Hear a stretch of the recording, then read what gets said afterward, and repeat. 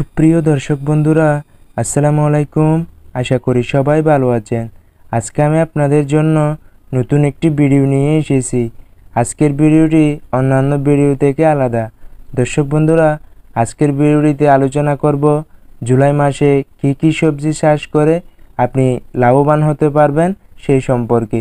তাই দর্শক বন্ধুরা, ভিডিওটি শেষ পর্যন্ত মনোযোগ সহকারে দেখুন।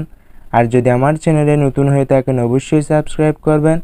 এরকম নিত্য নতুন ভিডিও পেতে পাশের বেল আইকনটি অন করে আমাদের সাথেই থাকবেন।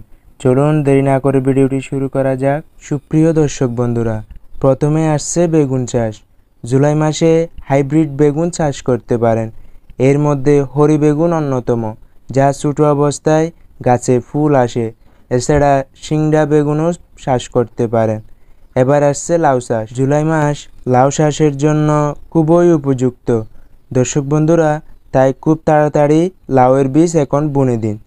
এই সময় আপনারা green lady, Dyna, green diamond, বাড়ি লাউ 4 এইসব জাত চাষ করতে পারেন। এবার আসছে বর্ষাকালীন করলা চাষ। এটি চাষ করে খুবই লাভবান হতে পারেন। পুষা ও দেশি জাতের করলা চাষ করতে পারেন। এগুলো চাষ করলে খুব ভালো লাভবান হতে পারবেন। এটি প্রতি বিঘায় 1 কেজি বীজ প্রয়োজন হয়। টমেটো চাষ। এই সময় বাড়ি টমেটো 8 খুবই জনপ্রিয়, অর্থাৎ বর্ষাকালে এই জাতের টমেটো খুবই ফলন হয়। তবে এটি ছাউনিযুক্ত জায়গায় চাষ করবেন। পেঁপে চাষ।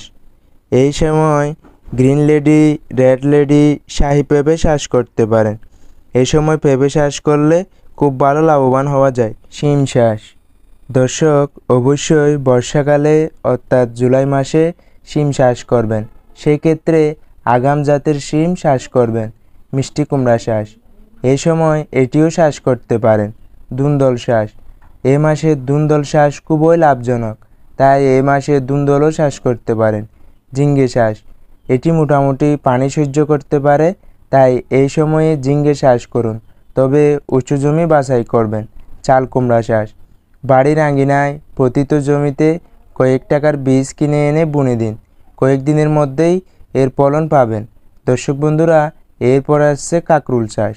এটি এই সময়ে খুবই জনপ্রিয় একটি সবজি।